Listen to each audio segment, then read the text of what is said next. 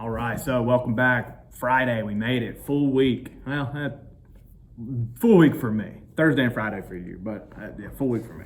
All right, so here's what we're gonna do. So I took your questionnaire. I have wrote them down, put them in a hat, and we'll draw them out, answer them. We'll have fun. I'm gonna try to do this as quickly as possible, so I'm only posting one video, but I'm also gonna try to be detailed as possible. Let's see if we can do both. All right. So, here. All right, first question. Did you always want to be a teacher? Oddly, I think I did, because I never really thought about like what exactly I wanted to do. I always looked at like my teachers and thought, hey, it'd be pretty fun to do that. But I never really took it too seriously until I was like graduating high school, when my parents actually said, you might be good at that. I don't know. I really didn't think too much about the future when I was growing up.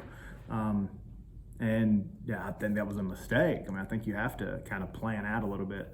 But yeah, deep down, I think I always have. That's a good question, though.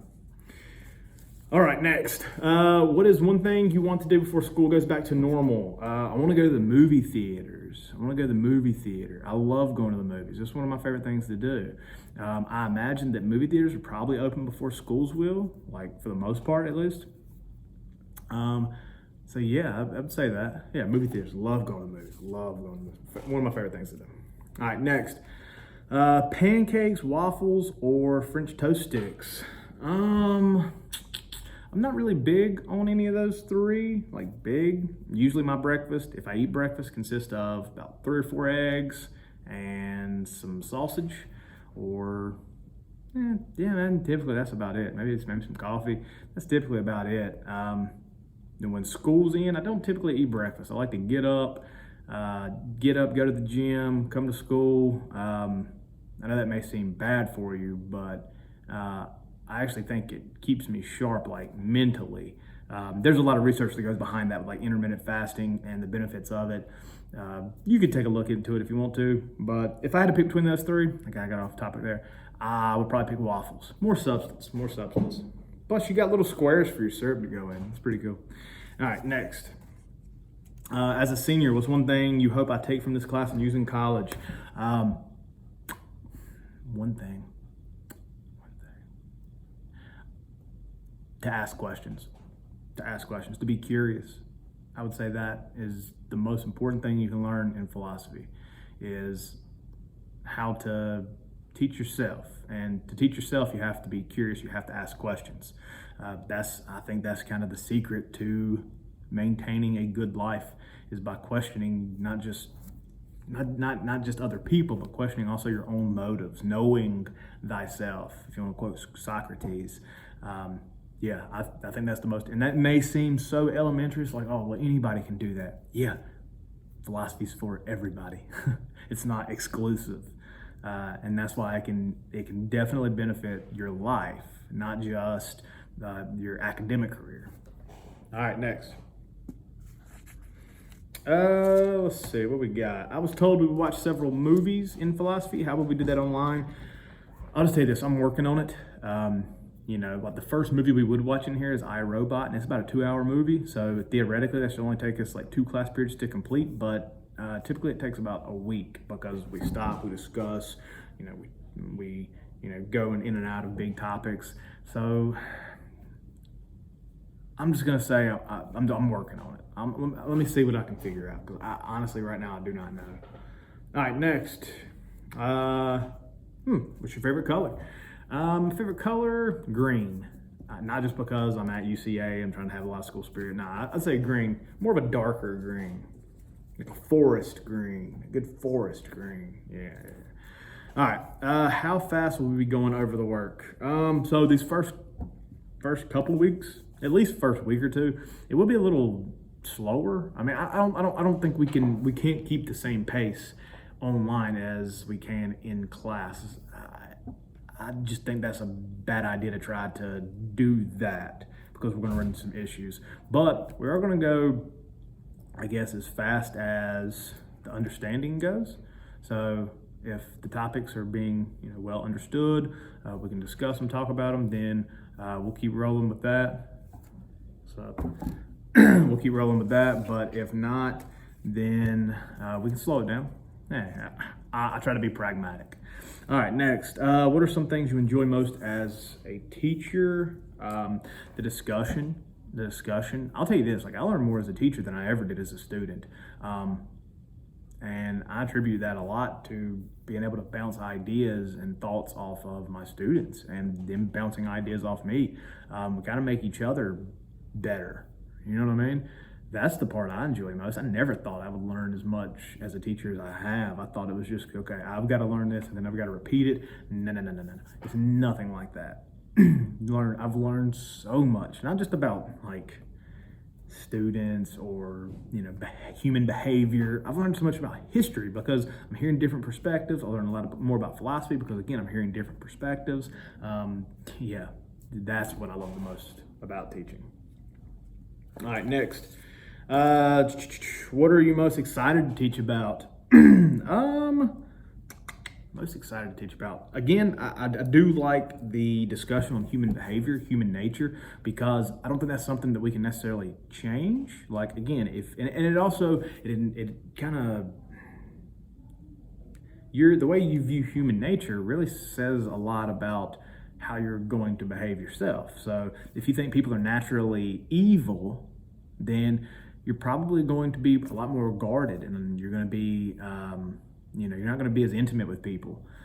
If you believe that people are good, naturally good, then you are going to be a little bit more apt to, to get to know people and really converse with them.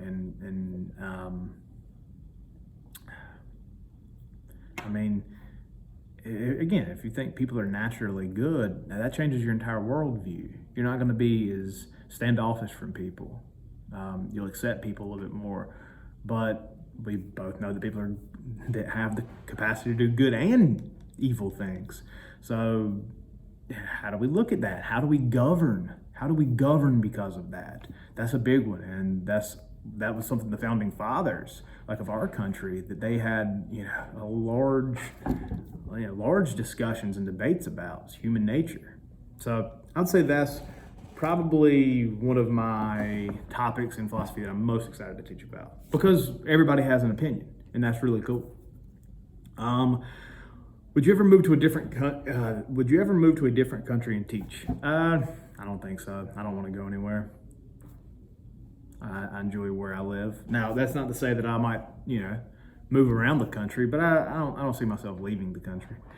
Is there going to be anything different about this class than from last year? Yeah, definitely. It's trial and error. I mean, anytime you do something for the first time, you're going to be good at some parts of it. You're going to be bad at some parts of it. You just got to take what works, get rid of the rest, and just try again. So yeah, there's definitely. I think the structure is a little bit better this year than last year, and that just comes again with trial and error. Anytime again, when you start something out, there's gonna be rough patches. So you can't beat yourself up about it. So you just gotta get better. And so that's what I try to do. And I don't think I teach the same class twice. Like, I think each class I teach, whether it be American history, which I've taught for 5 years now, that class is continually changing as well. All right, so favorite Nirvana song. I'm gonna be cliche here. Smells Like Teen Spirit. And I'll say this because when I remember, so my parents are very young, and my parents, my mom, huge Nirvana fan. And even when I was little, I remember hearing Smells Like Teen Spirit, and it sounded completely different than anything else I'd heard. At least at that point, at least when I was able to recognize and understand music a little bit better. And it was also one of my walk-up songs in baseball, my sophomore year. That intro, Smells Like Teen Spirit, everybody's nobody can resist just saying, yeah, okay, let's do this thing. So yeah, it might sound a little cliche, but Smells Like Teen Spirit. It's one of the most influential songs for a reason. What made you want to teach philosophy? Because there's a lot of stuff about life that we just kind of ignore. Personally, that's what I feel like. We're so focused on material possessions, and I say we as a collective body. we're so worried about like what's going to make me the most money that, sometimes we forget like what are some of the like important things in life that aren't material based. I would say that's a large reason that I teach philosophy. And again, I mean, I'm not perfect. I'm definitely not perfect. I have my own issues, but I do think that there is, more to life than just what we see, what we touch, what we feel, what we smell. So I'd say that's why. What is a specific topic we will learn about in this class? So, okay, I've already talked about human nature a little bit. Let's talk about free will and determinism. So, do you believe that humans possess free will? Do you believe that humans possess free will to the extent that they can choose to do anything they want? Do you always have that choice? Or is your life already kind of set out for you and you're really just following a path? Like those are two very different views, and most of I would say that topic has definitely been discussed in like religious systems, but it's very much a philosophical question. Most religious questions are. So, are you just following a path and everything that happens to you is just what was going to happen anyway, or do you have the ability to actually change that path? Because that would invoke free will. So which one is it? It's tough to say. I mean, again, that more so has to do with your beliefs than what you can empirically know. It is, again, metaphysics, beyond physics, beyond science, beyond what is measurable. You said you were writing a book. What is it going to be about? I've always wanted to write a book. Never know what to write about. Finally, the day after I turned 30, I just gave away my age. The day after I turned 30 on May 18th, I turned 30 on May 17th. So on May 18th, I decided I was going to write a book because I'd always wanted to and never done it. It's going to be about baseball, but not just like, just random stuff about baseball. No, but like the lessons that I've learned from baseball and what baseball has taught me about life. So right now I've got about 177 pages written. It's pretty like oddly accurate, right? About 177 pages written. I'm still going. The name of the book is going to be Discovering the Diamond. So we'll see. I'm not expecting this to be like a bestseller or anything. More so, it's almost kind of like a manual for me. Like, what have you learned and what can you apply from baseball to your life now? And how can you continuously do that to make sure you have as great a future as possible, or the future that I would like to have. So we'll see. Good question. Thanks for asking. All right. Oh, threw this one out. If I were suddenly arrested for no reason and my face was all over the news, what would my friends and family assume that I did?